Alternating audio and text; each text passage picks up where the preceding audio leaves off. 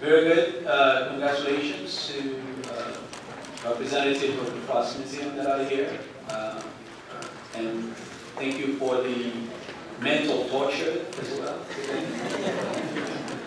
Well, we're very satisfied that as a group, the Commission saw fit to help with the funding and the completion of the museum, which we think is going to be a tremendous asset for the county, particularly for the young people of the county, and particularly for those kids who are less advantaged than the others, because I think they will benefit most from the stimulation and the input. And that applies not only to science, but all the other cultural activities that we personally are interested in supporting. But science is really important because we depend on science and technology for moving our society forward. And we want to have these kids be not only participants, but to have a shot at excelling. I think they'll get stimulated and inspired by this museum, and I think it's a good thing for everybody. We were really, really happy that all 13 commissioners agreed that this was something that needed to be done in the community. Even though the votes were 12-1, all of them agreed that this was the right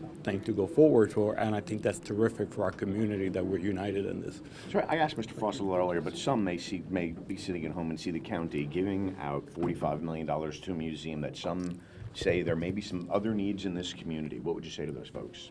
Well, first of all, I think as you heard clearly, they're not giving anything additional. This is what's already earmarked for them, and they're just using an innovative financing technique so we can get it now.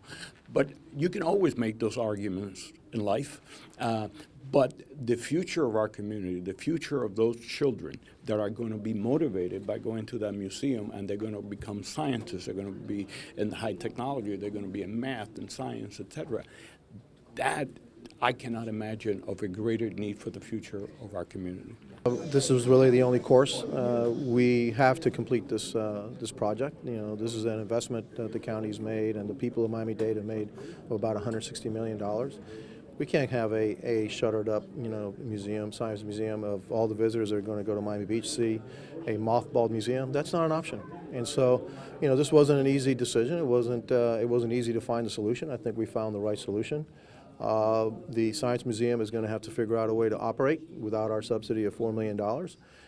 We will front load that $4 million subsidy of the future now into this $45 million loan. That then they will go ahead and complete the project, and we will have a science museum. Years from now, when our children and grandchildren and great-grandchildren are going through that science museum, they're going to thank us for what we did today, because it was the right thing to do.